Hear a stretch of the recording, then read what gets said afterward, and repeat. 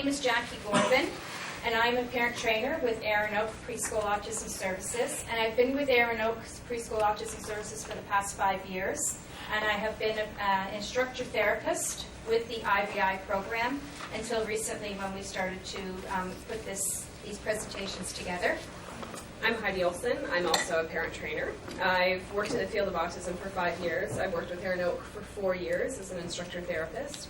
Before that, I was a junior kindergarten, senior kindergarten teacher and a supervisor of daycare. So we have both experience in what is neurotypical developmental children, and also both Jackie and I have experience in what is typical for your children for autism. So we know both types of development. So we're here to help you today. And welcome to this journey, and hopefully you'll find it very beneficial. And I'm going to let Jackie take over, because in a couple of seconds you're going to hear a horrific sound, which is the buzzer. And so I'm going to man the door, and she's going to take over on a little bit of what autism is all about. So I'm going to sneak out, and I'll be back. Okay, Heidi just handed out to you the PowerPoint presentation that you have on paper, and there's some spots there that you can take notes, and everything will be up on the screen here as well.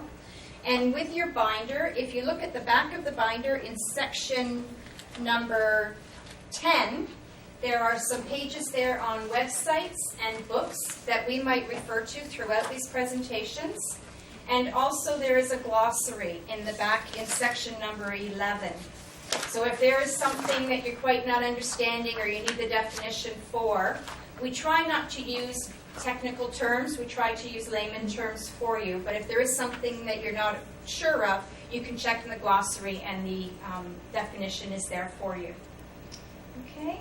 So the guidelines for this evening and for the next 6 weeks are, if you don't understand, just ask us. And if we are talking too fast, both Heidi and I do tend to talk a little too fast, just tell us to slow down. And if we're not talking loud enough, please let us know. And we're all here for you. It's great to see you out. Don't hesitate to stop and ask us questions. Okay, so what we would like to do now is, on your table, there is a flip chart piece of paper and a marker. And if you open up that flip chart, there is a question on that page. And as a group at your table, if you can discuss that question amongst yourselves, and introduce yourselves and introduce your child and your children around the table. And we'll come back and take up those questions in a few minutes.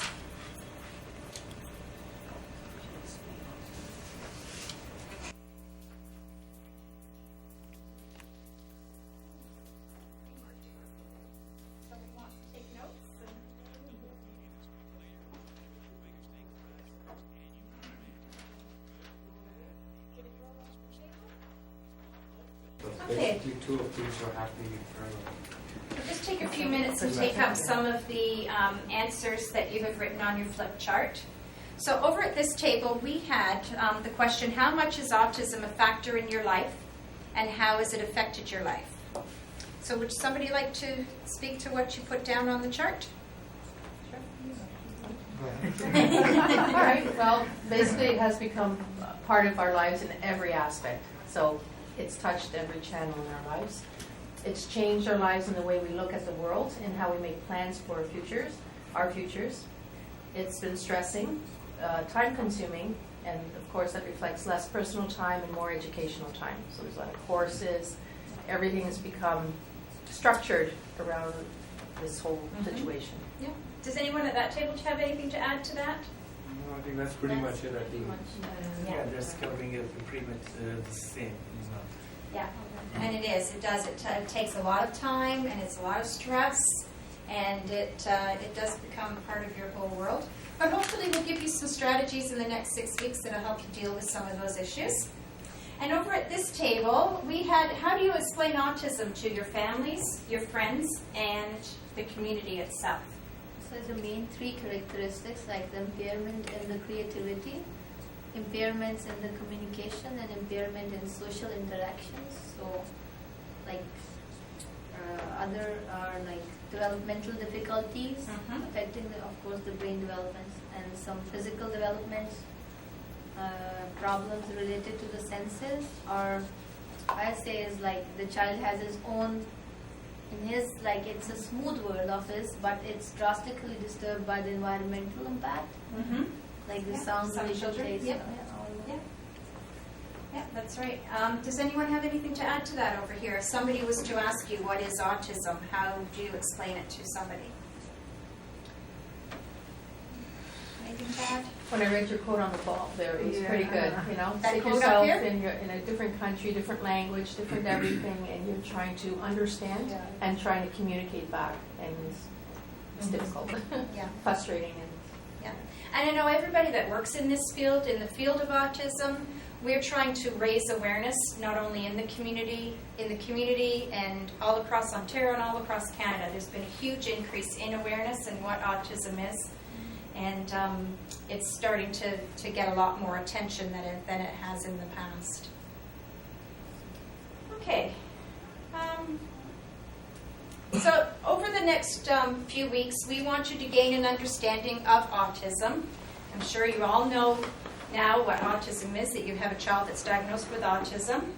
We'd like you to learn how to use reinforcement to increase desirable behaviors, and we're going to go over that this evening. And learn the importance of pairing and strategies to increase instructional control, how to get compliance, and how to get that connection with your child.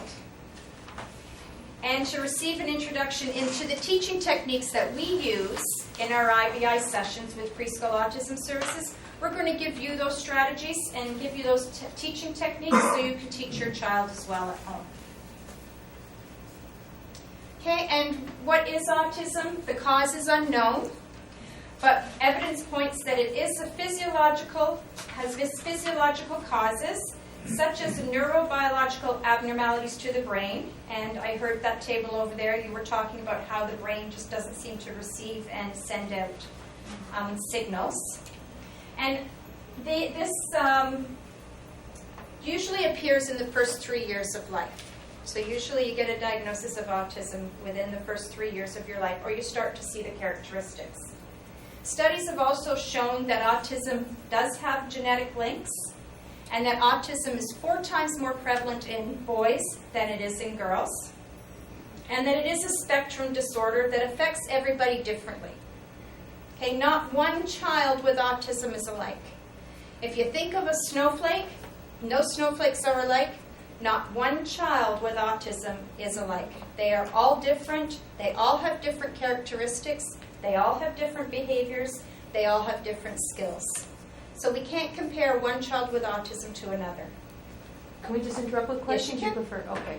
When you say it's genetically linked, now do you mean like passed on to generation, or awakened by maybe something environmentally or something external?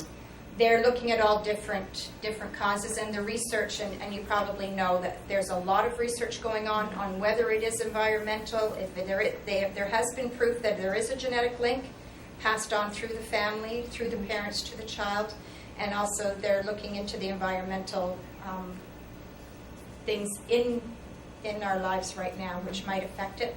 But there's so much research being done, they haven't really reached one single cause for it. Autism spectrum disorder affects 3 areas of a child's development. So we know the number 1 is social interaction between a child. Social interactions are very difficult for a child with autism. And communication, we all know communication, and behavior. Those are the 3 areas that the children are affected in autism spectrum disorder. I'm just going to hand out the diagnostic criteria. Does each one get, or do we shift for table? No, I'll give you enough to pass around, actually. Thank you. This is out of the DSM-4. Get you to hand this around. And this is the diagnostic criteria from the DSM-4 is what your pediatrician or your developmental pediatrician would have used to diagnose your child with autism. So if you look on the top of the page there, it says a total of 6 items from 1, 2, and 3, with 2 from number 1 and 2 from number 2 and at least 1 from 2 and 3. So if you look at the social interactions, they have to have 2 impairments in social interactions. And it gives you some suggestions where they have impairment with the use of multiple nonverbal behaviors, such as eye gaze, where they can't look at you. They have failure to develop peer relationships, which are appropriate to their developmental level. Lack of spontaneous seeking to share enjoyment, interest, or achievements with other people. So they have a lack of showing, bringing, or pointing out objects of interest. And the lack of social or emotional reciprocity. So they're in their own little world. They like to just be by themselves. Then you also have to have at least one impairment in communication. So do they display a lack of development in spoken language? Some may not speak at all. Okay. Individuals with adequate speech, marked impairment in the ability to initiate or sustain a conversation. Stereotyped and repetitive use of language or idiosyncrasial language, which is language which doesn't make sense. They might talk, but they're not talking in a way that we all communicate. And the lack of varied spontaneous make-believe or social imitative play appropriate to the developmental level. Okay, children with autism have a really hard time with make-believe, with pretending. Okay, so they have to have at least one of those impairments in communication, and they have to have at least one impairment in the patterns of behavior, interests, or repetitive stereotypical patterns. So do they have an encompassing preoccupation with one or more stereotyped and restrictive patterns of interest? This could be where a child has a very strange obsession with something that's very odd. Do you? Hair? Okay, hair. So they have. Since 4 years, like he's just sticking to my hair whenever we're like. I would say pulling hair. Pulling, smelling. Touching and smelling, yes, it's a treat for him. So it's almost like a sensory thing that he needs to touch and to smell and touch the hair. Only my hair, not anybody else. Oh, not anybody else, it's just yours. Interesting. Anybody else can see anything in their child at this? Their repetitive patterns of behavior. They have to do things in a certain way. Very structured. He has to line up. Lucas is my son. He has to line everything up perfectly. And when he looks at angles, he has to literally go like this on an angle and watch, right? Would he get down on the floor if he was playing on the floor and look at it on an angle on the floor? Yep. Yeah. Okay, anybody else have? He's always doing like this, I think, for one. Mm-hmm. He cannot stop twirling. Yeah, they always twirl their hands. Twirling things, twirling objects, twirling their hands, flopping. Yeah. And also they would like to go for a pattern. If some pattern is already designed for them, and they'll be very disturbed. And they'll If be you take them outside of that pattern. like happened in the morning. I always drop my son to the school in the car, and it's not very far away from our home. So in the morning I thought, okay, the weather is fine, so let's walk. So he was all the time pushing me, but by the time I dropped him and when I picked him up, so the teacher said it was a very bad report, and she said he was very, very uneasy. So just that simple thing of walking to school instead of driving to school set him off for the whole day. Yeah, they're very stuck to their routines, and if you do take them out of their routines, so hopefully we can give you some strategies on how to change that and how to work to change that behavior over the next few weeks. There is no medical test for diagnosing autism. There is no blood work. There's no x-ray that can be done. It's purely done on observation basis and done with observations and assessments, which you probably have all had done. And it is diagnosed when there are the indicators in these 3 areas prior to the age of 3. But when children display similar behaviors but might not reach the full criteria for autism, they might receive a different diagnosis of PDD-NOS. Autism spectrum disorders is an umbrella term that includes autism, PDD, and Asperger's syndrome. Autism is considered a spectrum disorder because the number and intensity of the symptoms people with autism display may vary widely. But those are the 3 diagnoses that you might see or hear about right now within the autism community. I'm going to hand these out. These are the pervasive developmental disorders.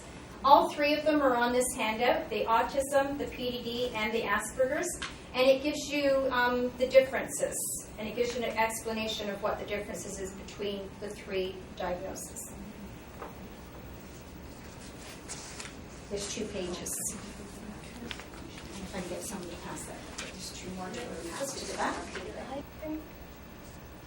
So what does the future hold? There is no cure for autism, but with appropriate help and with help and with some strategies, hopefully the behaviors can be positively changed. And in some cases, the individual might appear to no longer have autism. But the majority of individuals will continue to have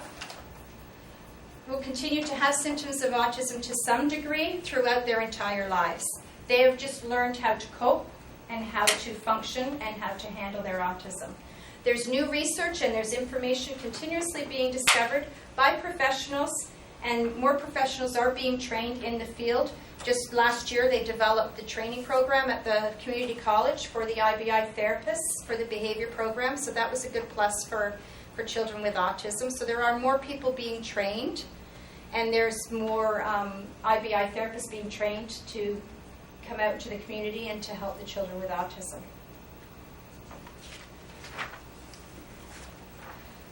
Okay, any questions before Heidi takes over with the next part of the presentation? This is just a handout for 10 commandments for parents with children with disabilities. This is all for you guys that you all deserve a big pat on the back.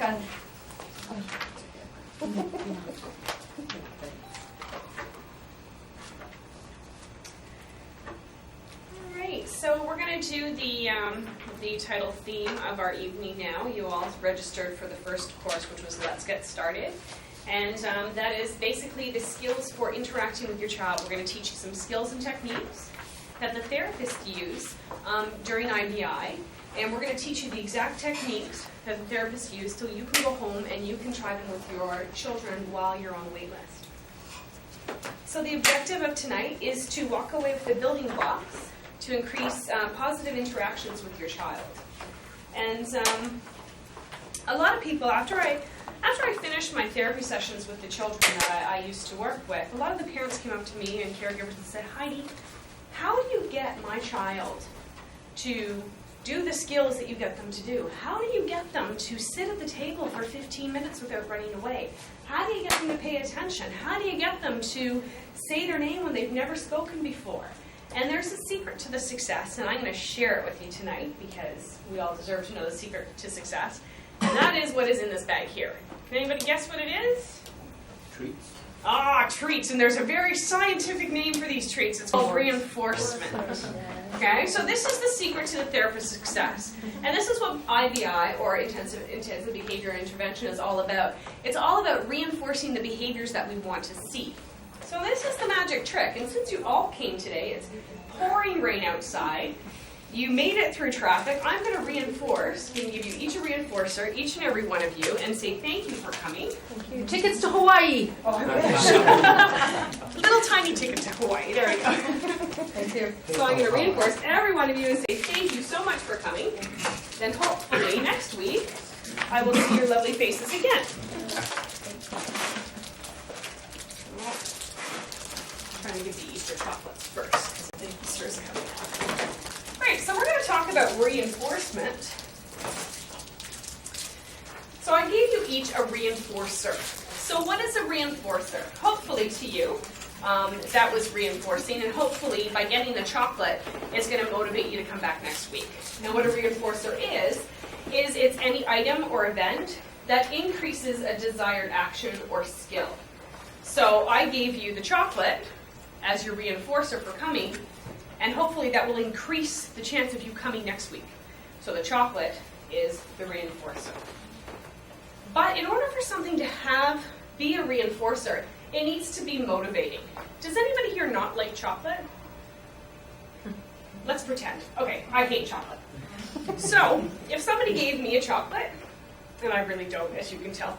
But if somebody gave me a chocolate and said, oh, thanks for coming, and I hate chocolate, I'm not going to be as motivated to come next week because I'm going to know I want chocolate. I don't like chocolate, so it's not going to increase my likelihood of coming. Now, if somebody gave me a Big Mac and said, thanks for coming, guaranteed next week I'm going to be sitting in that seat ready to go because I love Big Macs. So to me, Big Macs are really reinforcing. I'm motivated by that. I'm driven to work harder for a Big Mac.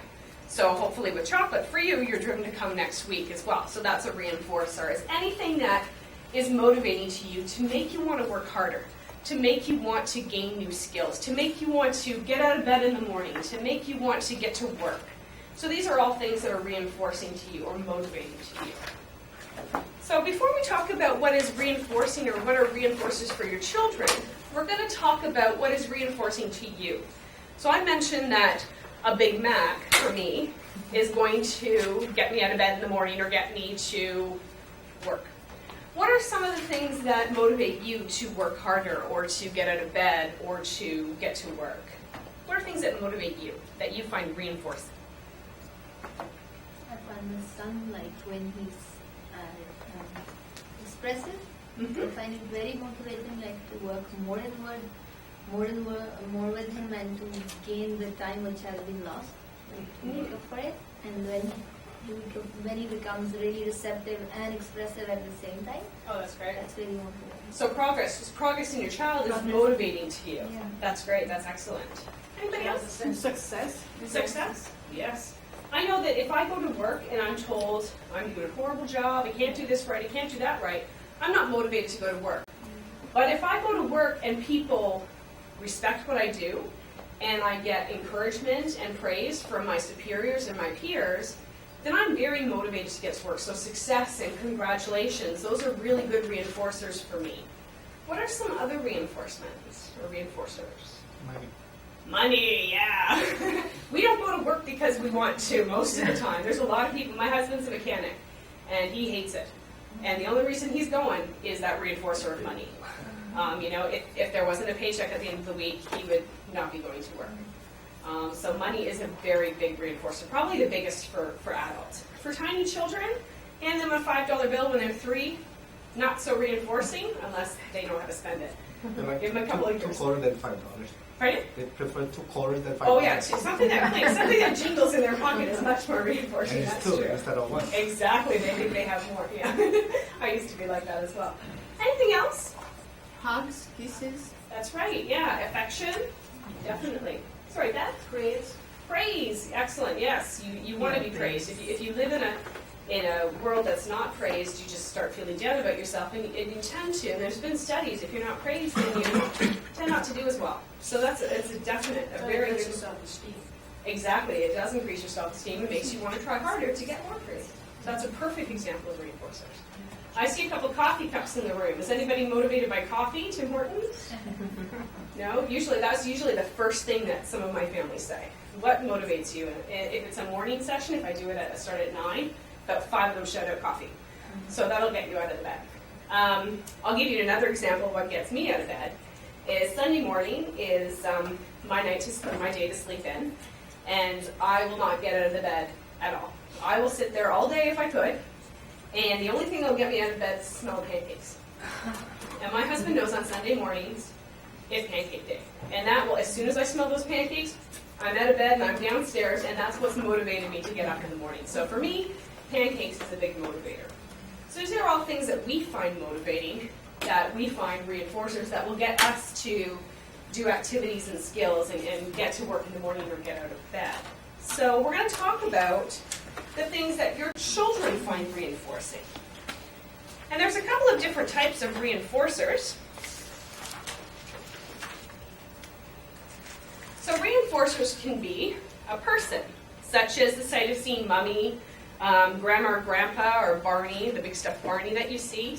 I remember when I was a little girl, and it was time for me to clean my room. You couldn't get me to clean my room no matter what. But if I found out that Grandma and Grandma were coming, I would clean my room in 5 minutes. It would all be under the bed, but I would clean my room because I found my grandmother and grandfather very reinforcing. They were filled with the loves and the hugs and everything. So that was a big reinforcer to me. So people can be reinforcing. There's also toys, and if you walked by in the hall, you saw a big tray full of a lot of toys, and these can be very reinforcing to children. All children have different tastes in toys, but some of them can include cars, dolls, sometimes balloons can be very reinforcing. So those are examples of some toy reinforcers. Food.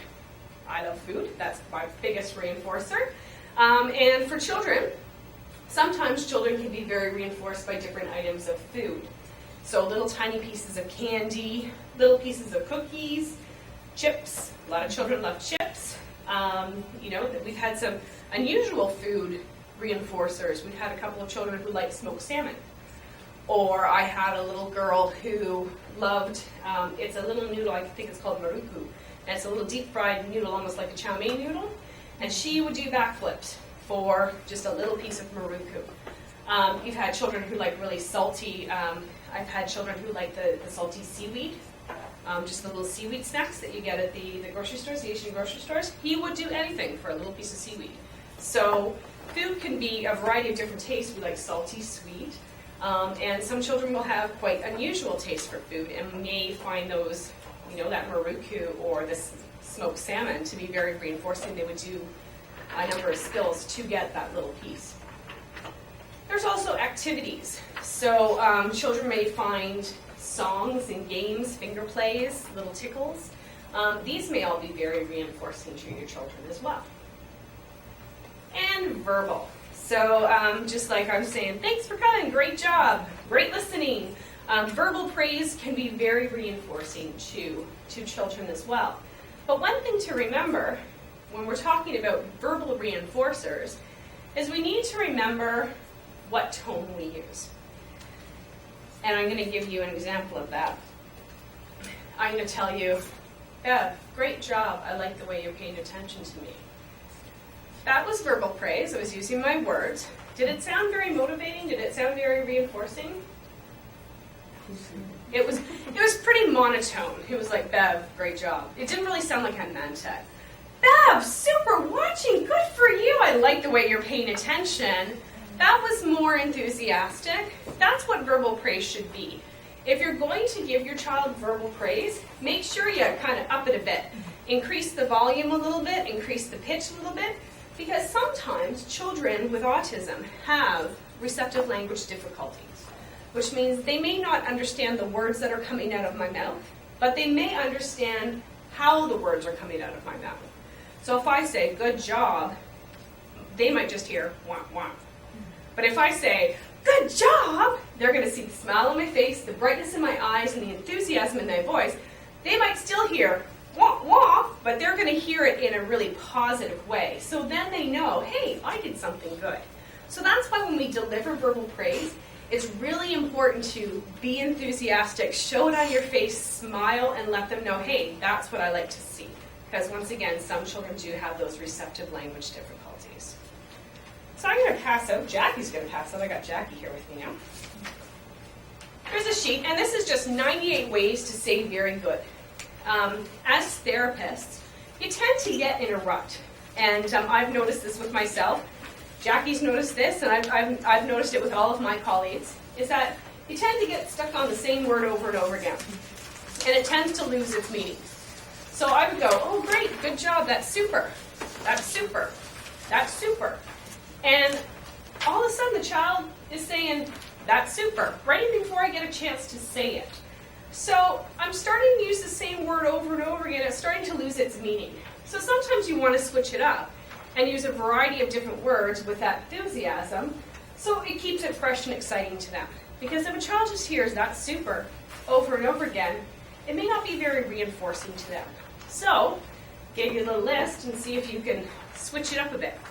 And my favorite is great googly googly. And I use that when my child does something really fantastic. And they think it's great when they get the giggles. And then they know they've done something really, really right. So that's just a little sheet for you to see how many ways you can say very good.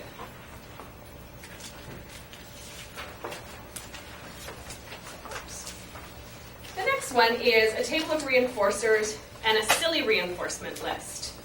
And sometimes when you are delivering reinforcement, once again, you have to be enthusiastic, but some children may not like toys as a reinforcer. Some children may not like food. Some children may like when you fall down, when you sneeze. Some children may just like it when you're silly. I like to call it the slapstick comedy. You know, the physical comedy that you see. I think of Kramer from Seinfeld, and that's what I think of when I think of silly reinforcements. So I had one child who just loved it when I sneezed, and that would be his reinforcer. So if he did something that was really great, I'm like, that's super, achoo! And he would he'd just think that was so silly and so funny that he would just, as soon as I stood up, he was ready to do the next skill because he wanted me to sneeze again. So sometimes you gotta be a slapstick comedian. Sometimes you gotta put on the silly faces. You gotta, sneeze or be a little silly and be a kid again. And sometimes it's hard for adults to become a kid again because we live in a very stern society of you must work and you must not be silly because you're over 25. So this is a little silly reinforcement list, and it can give you some ideas of how to be really silly with your children that hopefully they'll find that motivating, and you could use it as a reinforcer instead of toys or instead of food items. Okay, so that's just something that you can look at. Okay. Well, we talked about the different types of reinforcers. There was social, the praise, the social. We had little food items. We had verbal praise, like excellent, way to go. We had silly reinforcers. But we haven't really discussed what your child is reinforced by. And Jackie had mentioned in the very beginning that children with autism are like snowflakes. Well, you and I are like snowflakes. We all have our different tastes. So what may be reinforcing to your child may not be reinforcing to your child. So we need to do what's called a reinforcement survey. And what this has is it has some edibles, some lists of edibles, a list of some social praises, it's got some toys, and it's got some physical, so some tickles, some action songs. And what you can do is you can go over these reinforcement surveys with your child and see what they really like to do. Do you have the other survey? Jackie's going to hand out, this is the one that Airnote gives out upon registration. And you will go over that with your senior therapist and check it off what they like. So that was a really in-depth one. And this is just, this is one that isn't as in-depth. But what I want you to do when I hand out this one is think of some of the things that your child is reinforced by. So think of the things that will get them to look at you, or to get them to sit with you, or to get them to work for you. Think of what's really motivating to them. And then write one idea under each. So edibles. What is something your child really likes to eat that they'll work for? What is some social? So there's some examples of some social. So verbal praise would be one of them. What are some toys that your child is motivated by? And what are some physical things? So it could be tickles or high fives. So I'm going to pass that around. And everybody just write one idea. Thanks, Jackie. While you're thinking of those, there's also unusual reinforcers. And these are things that you may not think your child would work for. And I have a little girl, and she was one of those children who didn't really like verbal praise, didn't like bubbles, didn't like tickles, didn't like food, didn't like toys. I would bring in a full kit full of things I thought she would love. Didn't like any of it.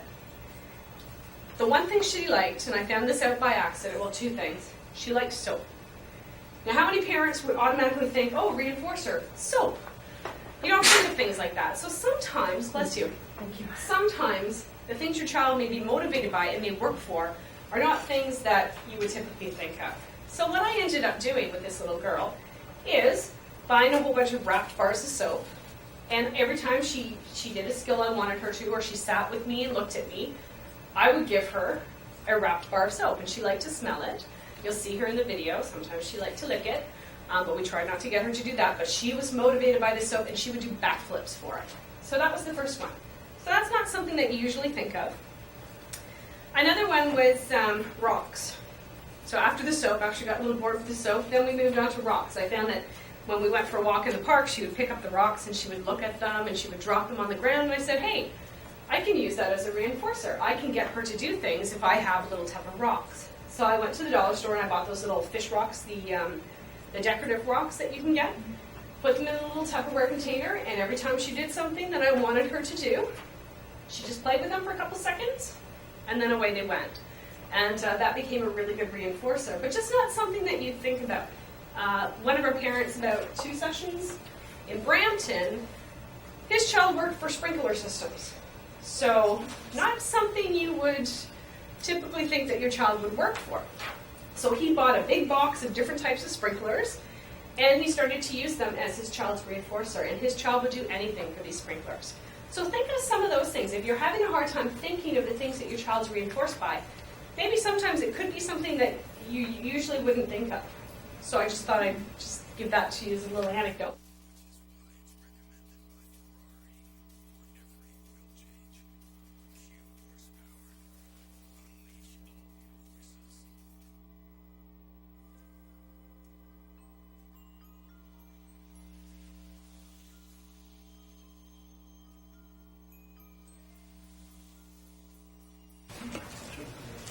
Okay, for the first one, Jackie's just going to pass you a piece of paper.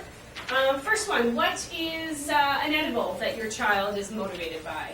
Fruit roll-ups. Oh, good one, yes. Okay. Grapes. Oh, grapes, that's good. Very nutritious. We like that. And you know what? They're naturally small, which we like. We're going to go over that in a couple seconds. How about some social? Any social ones that your child is liking? High fives. What else? I've got big hugs. Big hugs? Yeah, Big that's right. hugs. Hugs spring around like a circle. Oh, yeah, the hugs and the rides. Be careful of your back. Yeah. But yeah, those work. Those work. A social that I like to do is, a parent taught me this one as well. I get a lot from my parents. Split the pickle. Tickle, tickle, tickle. And some of the kids really like that as well. So yeah, that was one about that. Some of the children, I thought it was amazing. Oh, sorry, I forgot Reinforcement. Yeah, we have to Now we're reinforce the talking. parents. So that was a good one. Another one that I like to do that was like a physical or social game was I had a child who really liked some deep pressure. So I started to make it into a social game, and we make a sandwich. And we took a big fuzzy blanket and put it on the ground, and I would roll him up in the blanket, and then I would have to put the peanut butter on, so I'd give him a tickle, put the peanut butter on, and then I'd put the jam on, so I put the jam on, and then it was time to eat him, so I'd go, oh, I'm really hungry, I've got to eat you, and then I'd go, rum, rum, rum, rum, rum, and he would just giggle away because it was very reinforcing. So every time he finished a worksheet or did something I really, really wanted him to do that was really difficult, we would do that big production as a reinforcer. So that's a good social one. How about some toys? Any toys that your children are reinforced by? Thomas the Train. Anything with Thomas. Yes, I always hear that. Every single workshop we do, we always have parents say, Thomas the Train, my child will do anything for it. Who just said that? Oh my gosh. There you go, another one. Don't give away all my chocolate. I've got 5 kids, so I have to at least get Okay, one. okay. You keep going then. Any other toys that your children are? Yes, Minnie? My daughter likes, I bought them at Turtle Pond. They're plastic, they're rubber actually, and they're rings. And each ring you can get a different animal. If you press the belly of the animal, it lights up. Oh, neat. So that's what I've been using as a reinforcer to get her to do things. And I bought 4. I've got a dinosaur frog, a spider, and a ladybug. Turtle, now what's Turtle Pond? It's fantastic. Is it? But it's in Waterloo, it's in the Clare Hills area. Oh, It's okay. Fisherholm and Herbsville Road area. Okay. But they're all, it's a specialty store. I But saw them down in Niagara, at Niagara, the new Yeah. Niagara Casino. Okay. They and have they're not them there. expensive. They were $2.99 each. Oh, wow, that's so great. you press the belly of then they light up, but then you can put it away, and then I only allow her to use it as a, The special reinforcers, yeah. Anybody else? The kid I work with, he loves elephants. Good. So I bought him, wooden elephants from Africa. Excellent. There's a daddy, the mommy, and a baby. And he gets to go home with it and bring it back. Oh, wow. That's very special. Yeah. That's very And he special. looks out for them and he feeds them too. Oh, good. Yeah. So you're promoting the self-help skills to That's right. feed the elephant, feed the Yes. cow. Super nice, very nice. And also, he also likes the computer. That's a good one too. Yeah. So that works consequences all the time. Highly Yes. reinforced. A lot of communication behavior practices. issues. Yes. So I always let them know, you know, don't follow the rules. Yeah. You're not gonna have a computer. And now we can use it the exact opposite. Instead of if you don't do it, you don't get the computer. Now we can use it as our reinforcement, our positive reinforcement. And if you do this, you get the computer. So we can turn that around and make it more positive. That's what reinforcement is all about. My son used piano all the time. Ah, the piano. Yeah. Does he piano on it, or does he actually Yeah. play something nice? Yeah, any sound system. Oh, He nice. want to play with that, and he want to push the button out and on and off. After that, on the TV channels, on and off. Oh, when so I he say likes a no, lot of don't do buttons. this, please. Yeah. He want to do. So now you have to. Now you can find as your Yes. reinforcer. Now you can find things that have buttons that Yes. you can push that are Yeah. more acceptable. Yeah, and the light and sound toys. Yeah. Our son likes to go out for reinforcer is to take him out on a ride in the drive. Oh, nice. And for riding. Excellent. On the on a In the trike. car. Or in the car. Oh, in the car. It's very calming. Maybe it's the vibrations that he likes or looking out the window. That's a great reinforcer too for big events too. So if there's something that he's because we do reinforcers for every little thing at first. So touch your nose and touch your head. Every time he touches your nose, you're not going to take him for a car ride. Yeah. But it could be, if he got dressed by himself, yay, let's go for a car ride. So you can use that as the big reinforcer. That's great. Jackie handed you out a list of just where to buy it. And in a couple of minutes, we are going to go out into the hall, just have a little bit of a tiny break, and you can see for yourself some of the reinforcers that Jackie and I used as therapists. And we have a whole bunch of different types there. We have some ones that make noise. We have some ones that have sensory feelings to them, so they're sticky or slimy, rough or smooth. We have some edibles out there. Please don't eat them because they're old. And we have noise makers. So we have a lot of different types of reinforcers. So take a look and see if there's anything that your children might be interested in or motivated by. And most of the time we've bought them at these stores. But if you do have any questions about them, Jackie and I would be more than happy to let you know where exactly we bought them. Garage sales is another great place to buy them as well. Okay, so the wrong converter there. There's a couple of things to remember when we're choosing reinforcers. And one of the thing is, it's only going to be a reinforcer if it causes an increase in the behavior. Okay, so if I'm getting Jackie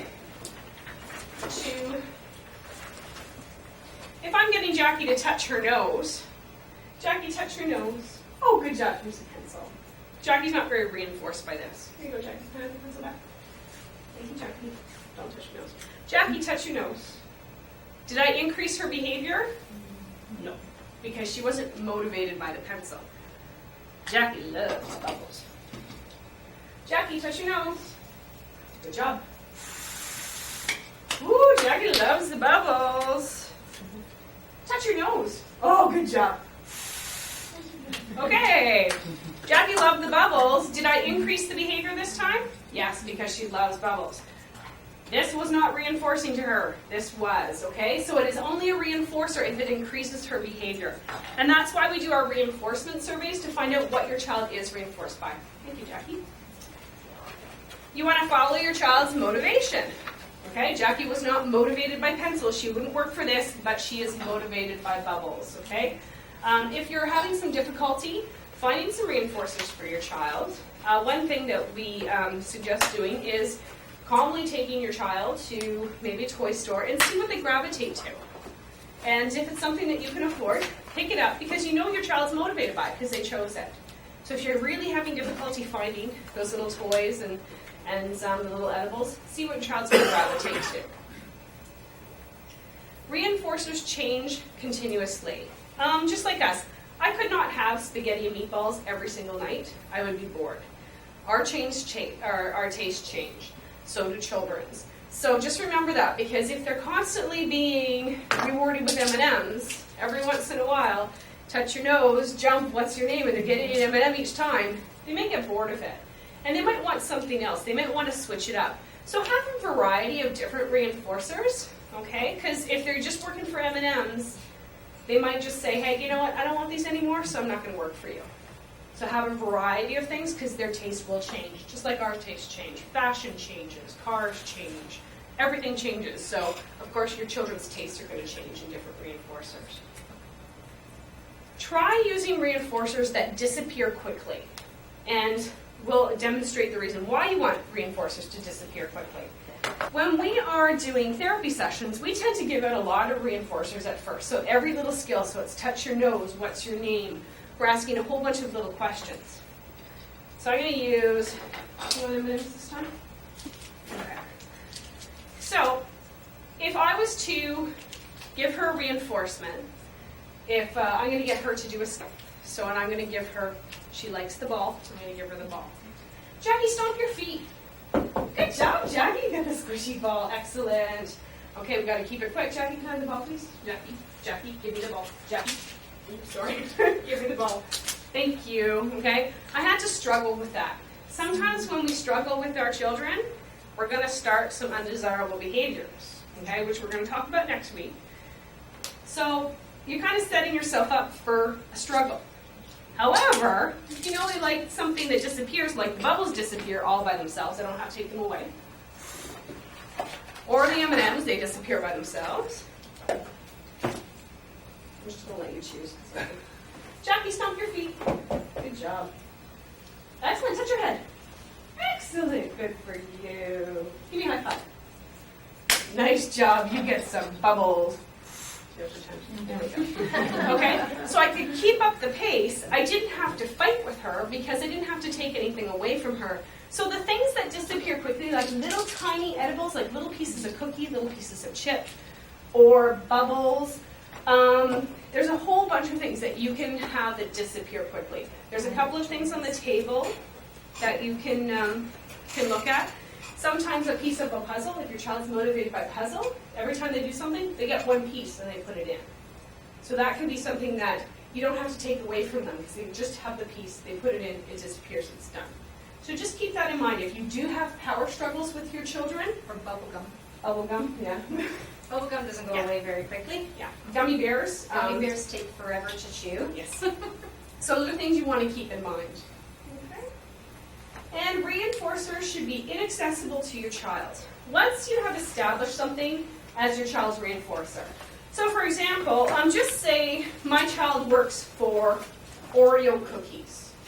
We'll do backflips for Oreo cookies, we'll recite the alphabet for Oreo cookies, we'll work for Oreo cookies. From now on, Oreo cookies are only going to be a reinforcer. If I give my child Oreo cookies at lunchtime or at snack time, whenever they want them, they're going to say, well, hey, hold on a second. About 15 minutes ago, I had to touch my nose and say my name and work for these Oreos, and now I'm getting them for free.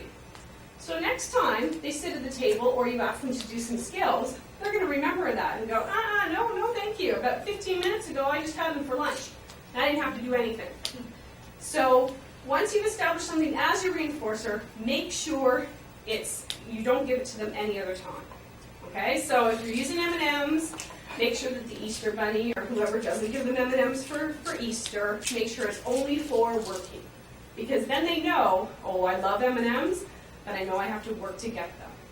Because once you give them to them for free, they're going to remember that and say, well, last time you gave them to me for free, so I don't have to work for them. They know. They're smart little cookies. Okay? Very important to remember that. Alrighty, it's time for the activity crossword. Hopefully I have gone over the answers. I've tried to go over the answers.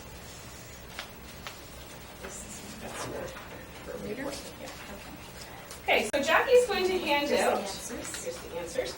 She's handing out a crossword puzzle. Don't start. Don't start. Don't look at the questions. Turn it over. It's a contest. You guys can each have one, actually.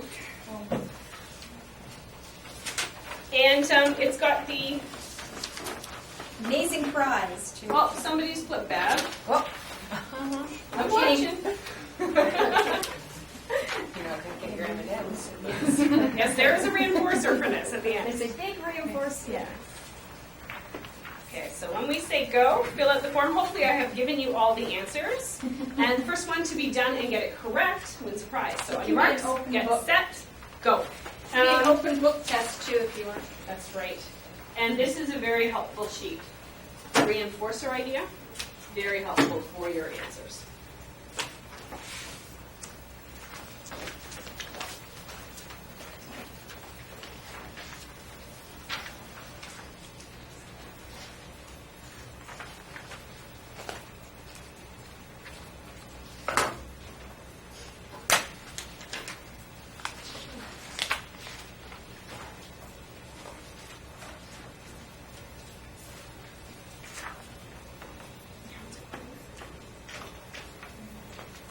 I'm done.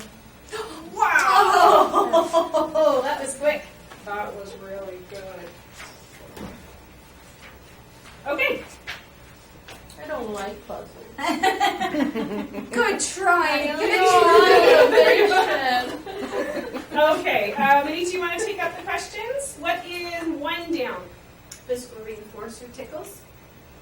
Good job. Okay, two across.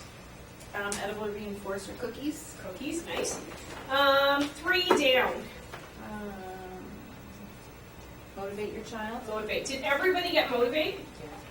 Didn't get that far. Okay. That was the one, if anything, that's the one I want you to remember is motivate your child. That's the most important one on there. What about four across? Excellent. Excellent. And five down. Chips. Nice work. Thank you very much. You did a great job. So if you need some help with the answers, I think I took them up quite quickly. Here's a little surprise. There's a couple of things in there for you, a couple of things in there for your child. Yeah, that's awesome. Bubbles. Bubbles are always fun, no matter what. What's the reinforcement? Exactly. Okay, so that was a quick review. Did you want to go in the hall and take a look at everything, or did you want to just go over it and wait for break? Okay. So now that we've talked about reinforcers and what a reinforcer is, Jackie's going to talk about the process of reinforcement and how we use reinforcers to get your child to actually do the skills we want them to. So take it away, good. Okay. Okay, what is reinforcement? Again, when something, a reinforcer, which we have just talked about, whether it's candy, if it's an edible, if it's a tickle, if it's a hug, is given after a skill or an action that the skill and action will increase. So Heidi did with me, she gave me the skill of stamp your feet. So I stamped my feet, I got reinforced by bubbles. So the next time she asked me to stamp my feet, okay, I want more bubbles. So I stamped my feet. If you're trying to get your child to complete their homework or do their worksheet or do a coloring page, so they're doing their homework and you're reinforcing them with bubbles, so hopefully they start to relate the two together, that if I do my homework, then I get bubbles, then that will increase the homework. It'll increase them doing their homework. They might do their homework a little more often, if they know they're getting something for doing their work. Another example, you want your children to tidy up their toys or tidy up their activity that they've been playing with. This time you're going to use reinforcement is the M&Ms, is candy. You put your toys in your bucket, then you can have some M&Ms. So next time they're asked to clean up their toys, put their toys away, they know that they're going to get something out of doing that. They're going to get their reinforcer. It might not be candy. It could be a car ride. It could be a fruit roll-up. But you're wanting to get them to do something. So that way you can increase that skill, that they're going to do it more often if they know that they're going to get something out of doing it. So can anybody give some examples? Can anyone give an example of a skill that you would like to increase? Sitting still. Sitting. Okay, so you might say to your child, come sit. So when they come sit, what would you give your child? So we working on something. Yeah. If it's snack time, this is where I use, but I guess give them their favorite snack. You, But that's yeah, expected, right? yeah. They know they're going to get their snack because it's snack time, so they're going to get a snack. Well, the verbal But for you sure might- is like, great job. and- Exactly. yeah. Use a verbal, but you might want to give them something. It might not be snack time. Yeah. So come and sit. Yes, they're going to come and sit. Then you could give them a verbal. You could give them a high five. Or like he loves tickle, so I do a little tickle thing, right? Yeah. Great job coming and sitting. Mommy's going to give you a tickle. And then follow through with your snack. But you want your reinforcer and your reinforcement to be something that they're not expecting to get all the time. So if they do come and sit, they know they're going to get snack because it's snack time. So try to find something that you can reinforce them with to motivate them to sit on that chair. And if you use it consistently, then they'll hopefully come and sit on that chair when they're asked more often. Okay, we're going to do the worksheet. Okay, so we're going to give you a few minutes to do a worksheet. Now the important thing to remember is that you only want to reinforce the skill or the action that you want to see. So for instance, if your child, if you asked, what's his name? Lucas. You asked Lucas to come and sit, and he started to run around the house and run up and down the stairs. Would you reinforce him? No, because he didn't follow through with what you were asking him to do. You asked him to come and sit. So you're only going to reinforce the skill that you were hoping to see. If they follow through with that, that's when you highly reinforce with your verbals and with your reinforcers. Okay, so Heidi's just handed out a worksheet. There are 3 different areas there. If you can think about something that you would like to work on with your child, so a desired skill that you would like to work on, something that you think is reinforcing to them that you could use as a reinforcer. And the last one is, what's the last? It's more of the desire. Oh, more of the desired behavior. So we'll put that, the increase of your first behavior. Okay, is there anybody that would like to share one of their activities on the sheet? Washing hands. Okay. It's really hard for him to wash. Okay, so he washes his hands, he gets reinforced with? We sing songs. He loves music and sound, so we sing his favorite song and add bubbles. Like pour bubbles and make it like a little Okay. fountain. So he Great. plays with the bubbles. Good. Yeah. Great, so then next time you ask him to wash his hands, he knows what's coming. But He so knows, yeah. yep. It's still So hard the more you reinforce him with the bubbles and singing along, the more enjoyable it makes it, and it's more motivating for him to wash his hands. Okay, anybody else? Instead of washing hands, he doesn't like washing hands. Instead, he likes Playing to around. playing around with the water, just opening up the tap, and he loves to put his hands in any of the public washrooms with the dryers, the blower dryers. So he loves that. Yeah, hair dryer. Mhm. So he likes to play in water. He likes to turn the taps on. So that's where you could use that as reinforcement, as a reinforcer for him. So you might ask him to do something. Wash your hands first, and then you gotta. Then you can play in the water. Yeah. Yeah. You could try that, or even doing something else, playing in the water as a reinforcer. So it might be, come and look at your book, and when you're finished looking at your book, you can go play in the water. So he's looked at a book, he might label some things in the book, then he can go play in the water as a reinforcer. Is there anybody at the back there that would like to share? He said, put your jacket on. Put your coat on. Yes, always. Okay. I say, put your coat on. He said, Okay. No, no. I said, no, we are going outside in my van. He said, really? Yes, we are going outside. Then at once he put his coat and Okay, wants so, to go picnic. so the reinforcement there is, Want to we're go going to go outside. in the car, Yeah, or we're going to go and outside. put the music on, whatever. Yeah, and if you pair that with your verbal and your enthusiasm, Yeah. so then he knows that there's something, he's going to get Yes. something out of putting his coat on. Does everybody understand that when we're asking them to do something, we're giving them a direction? We might be asking them to do a gross motor movement. We might be asking them to touch their nose. We might be asking them to say something to us. We might be asking to label something. Then you give them a reinforcer. And in return, they get something back. Good question. For example, my kid couldn't say bye or hello.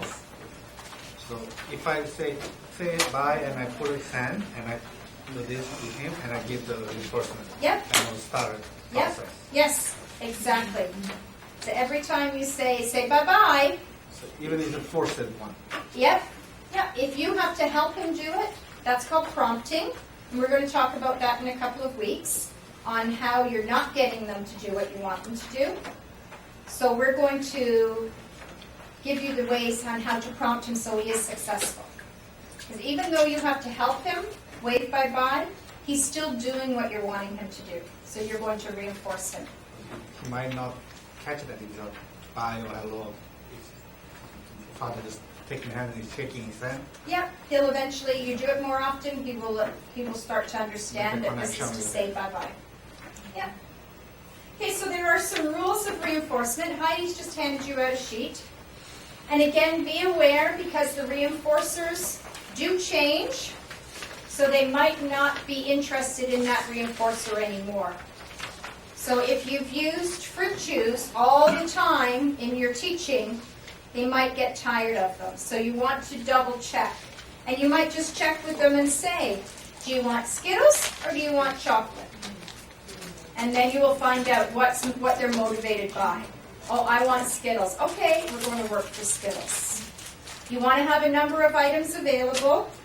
And in the beginning, you're going to provide free reinforcement so they can find out if they like it. Because if your child's never had Skittles before, they might not know what they're like. So you might give them almost like a, would you like a Skittle? Would you like to work for Skittles today? Want to taste? That's what I get. Oh, If it's new, you won't try it. taste it. Okay, obviously, she doesn't want to work for Skittles. Okay, Skittles are not very motivating for her. Okay, would candy be motivating? Oh, she's going to work for the candy.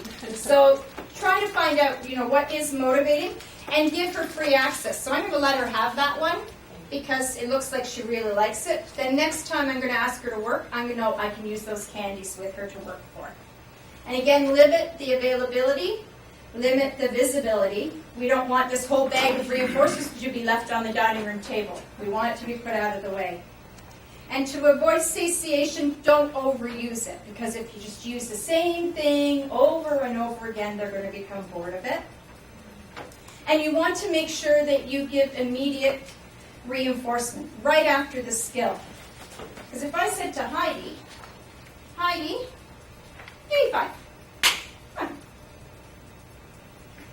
Oh, good job giving me 5. Okay, not really motivating to her. Heidi, give me 5. Okay, she's not going to do it for me. You know what? Last time you made me wait for it. Why am I going to do it this time? Heidi, give me 5. Good job giving me 5. Awesome job. All right, so do it right away. Okay, don't delay. You want to make sure that she got her chocolate. You want to make sure that she gets it right away. You don't want to delay. And you want to make sure what you have is more fun for them than what they were already doing. Okay, because you're probably not going to pull them away from their favorite Thomas the Tank Engine book to go and do a worksheet with you. So make sure what you're pulling them away from is going to be more fun and more motivating for them than what they were already doing. And again, pair your voice positively when delivering the reinforcement, like I just did with Heidi. Awesome job, I love the way you gave me 5. And use your facial expressions as well at the same time. So we talked about, remember how I talked about grandma and grandpa coming and I would tidy up really quickly? I would do activities and skills so I could get to see my grandma and grandpa. Well, my grandma and grandpa must have paired really well with me because I would do anything to see them. So they paired well. And this is what is referred to as pairing. You make yourself your child's reinforcer. So you, let me see, you build a positive working relationship with them. So they want to be with you. So they want to work for you. And also so they want to work with you. So you're not just playing with them and having a great time, But by pairing, you're getting them to what we call instructional control. So you're gaining the compliance. So they want to have fun with you, but they also want to work for you. Okay, so they want to listen to you and do things for you. So this is what we call pairing, and that's why pairing is really important. So how does pairing happen?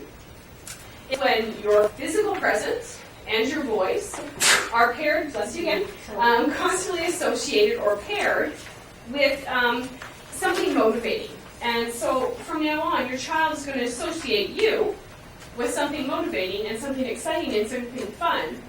And that's how pairing happens.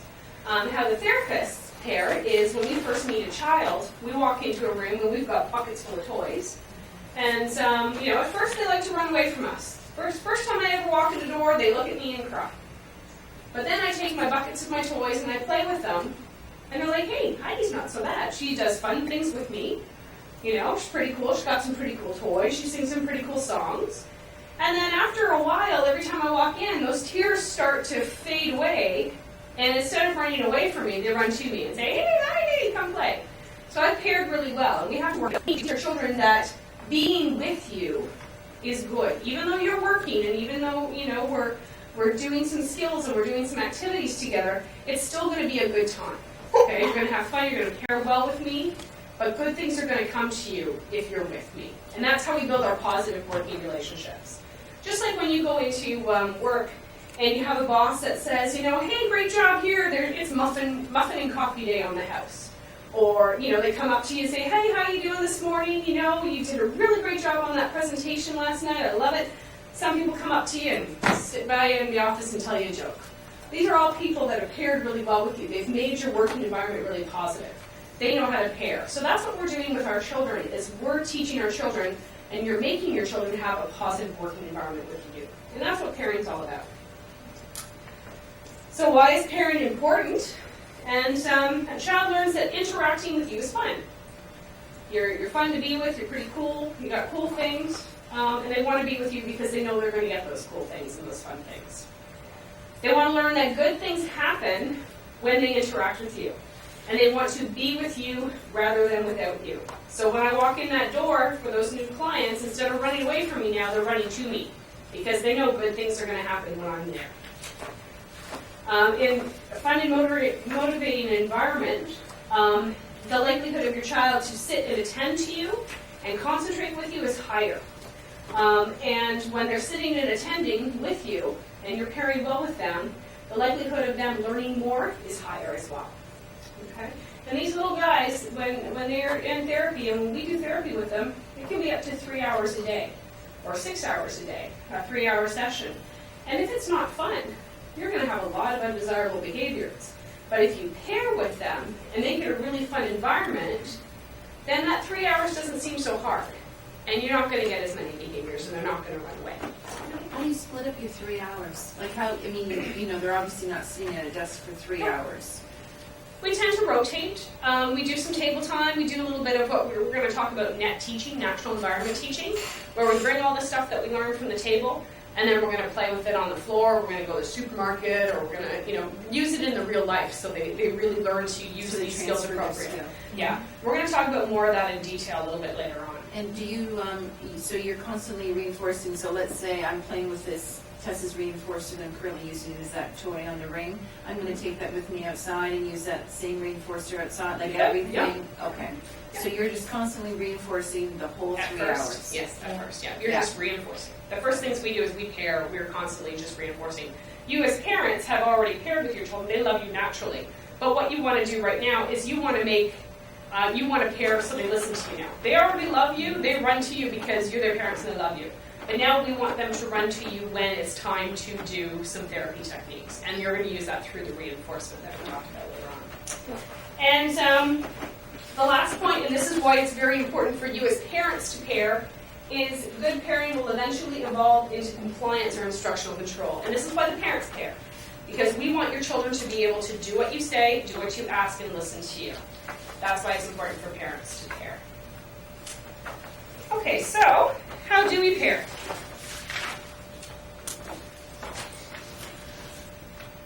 I am going to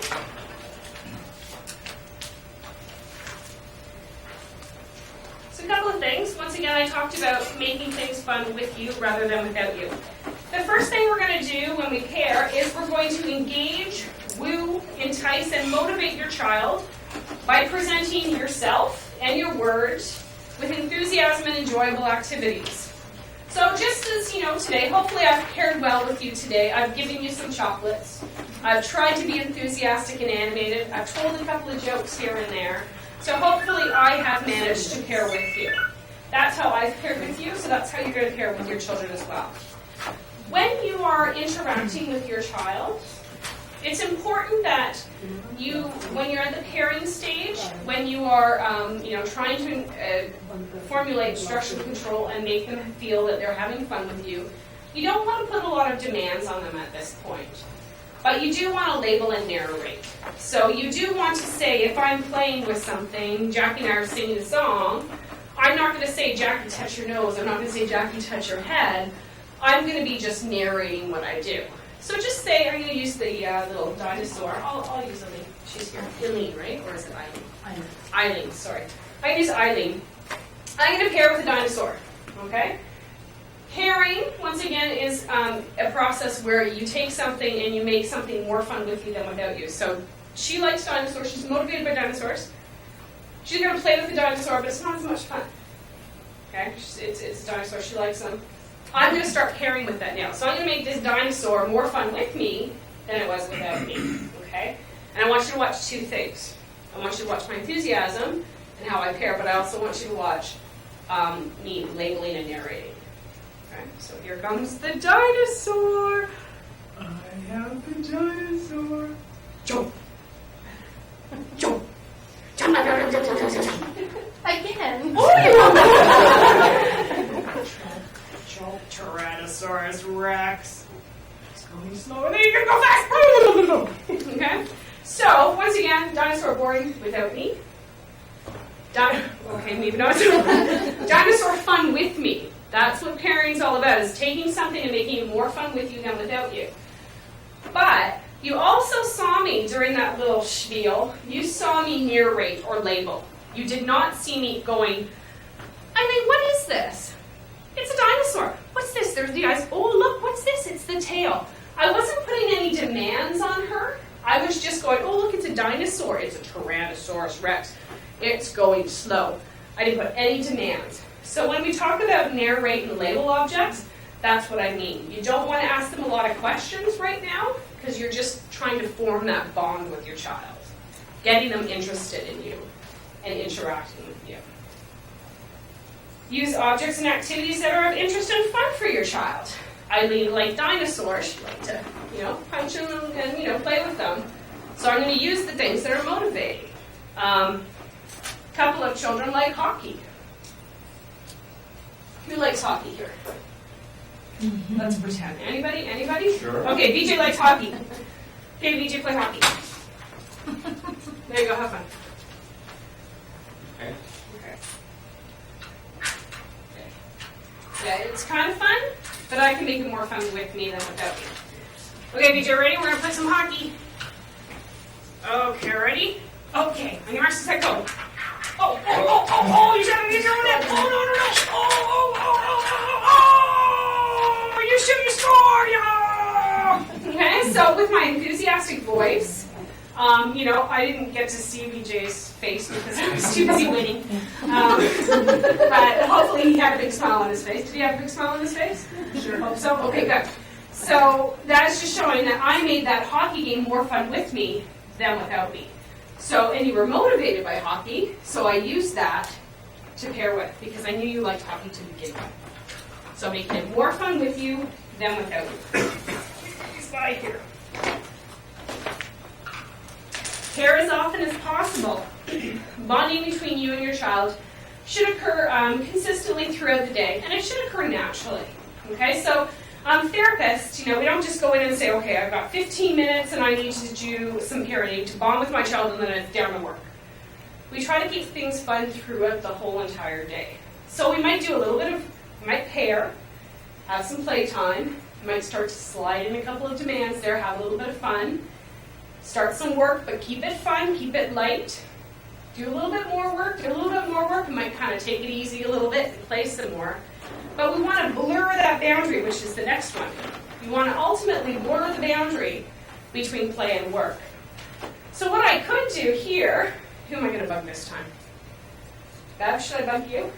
Okay. You're looking like you want to be bugged. Okay. So if I'm pairing with the dinosaur, we're having a lot of fun.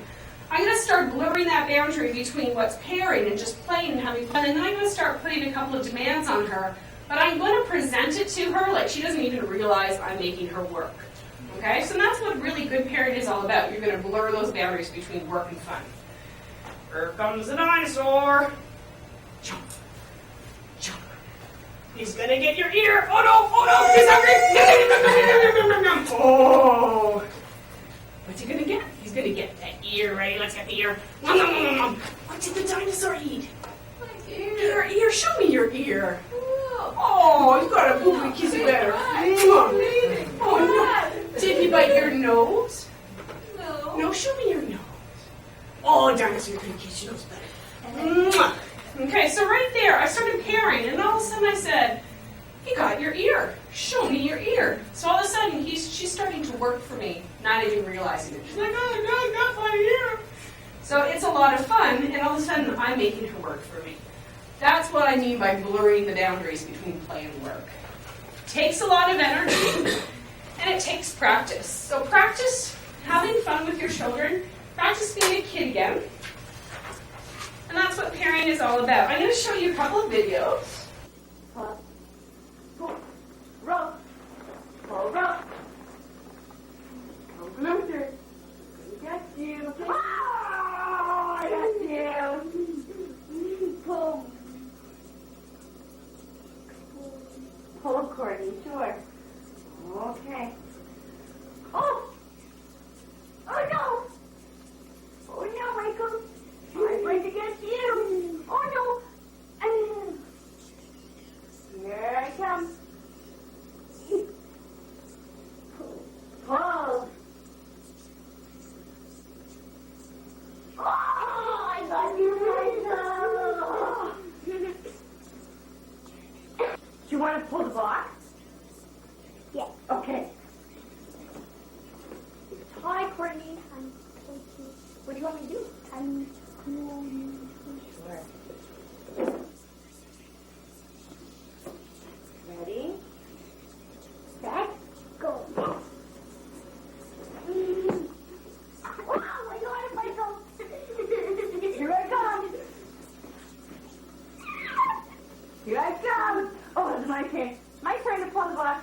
Here I go. Here I go. Oh no.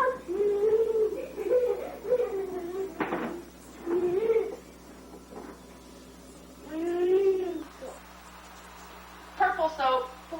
What do you want? All right, there's the purple soap. Good for you. What do you want? Purple soap. What do you want? Okay, there you go. Oh, it smells delicious. I'm going to put this white soap in your shirt. Ready, set, go. Where is it? Where is it? Find it. Oh, white soap and purple soap. What do you want? Purple soap. Take it. You got it. That's purple soap. Oh, you want the purple soap in your shirt. Ready? Stop. There it goes. Oh, and out it comes. What is it? It's purple soap. It sure is. Okay, so viewing that video, both of those videos, how can you tell that both of those therapists were pairing very well? What did you see the children do, or what did you see the therapist do? Charles was having fun. He was Oh, laughing, and There was fun. he wanted more and more. There's laughter. Okay, can we write so fast? There's laughter. I'll just write that. Okay, what else was He there? wanted more. More, asking for more. Eye contact, reaching out. Good eye contact. Excellent. Giving trices to come onto, giving them board with the trices. Giving them, I'm sorry? choices like in the soap, white or purple, so giving them choices. The therapist Then- gave them choices. Yeah. Okay, so choices. Yeah, that's important because if you say no, you're having this soap and they don't want it, then you're not really pairing well because they're not giving them a choice. Time, there was pausing, so that there was Allowing allowing for the child to respond. Making it interactive, I think that's. Yeah. Okay. So. Yeah. Okay. So there were some pauses. They had to fill in the blank. Pauses, the fill-ins. Okay. I'm just gonna put pauses. Blank. What else? Limited time of reinforcer. Limiting the time? Yeah, limiting the time of the showing the reinforcer and then getting the job done. Okay, yeah, that's a good way to deliver reinforcer. Not necessarily what pairing is all about, but yeah, it's good for when you're delivering that reinforcement touch. You know as you get it and you get it back. It's simple, repeating the same procedure, like Yeah. using something's Yeah, the same way all the time. Yep, they repeated it. What else did you see? You saw Magisha, when she got the soap, what did she do with it? She started to imitate what Donna was doing in the video, so it's kind of like, hey, I really like that, that was pretty cool. So there's some imitation of spontaneous imitation.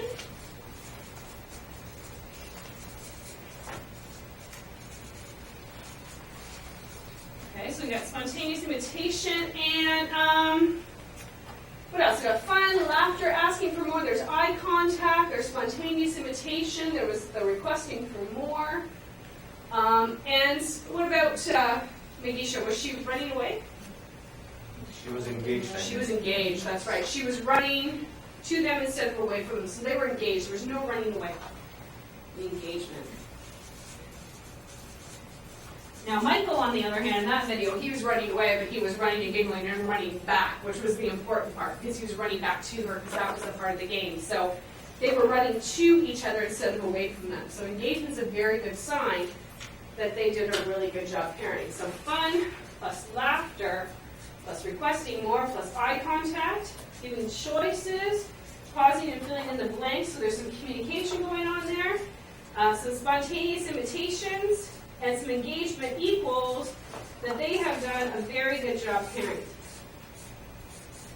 And that's what we want to remember, all of these things. If my child is doing these things, and if they're engaged and they're having a good time, and you can blur that boundary between fun and work, you know you've done a really good job parenting. So these are things to remember. This concludes the workshop on the importance of reinforcement and pairing in order to establish a positive working relationship with your child. Here are a couple final thoughts for you to remember. The first one is, be aware that reinforcers always change. Just like our tastes change over time, so may your children's. So it's wise to reassess your child's interest in every so often to ensure that the reinforcement is still motivating to them. The next one is always reinforce the behaviors you want to continue to see. If you praise the behaviors you want to see, you will continue to see these positive behaviors increase. Next one, pairing is not something that you ever finish doing. It is constant and ongoing throughout the day. And finally, make sure you keep everything fun and everything motivating.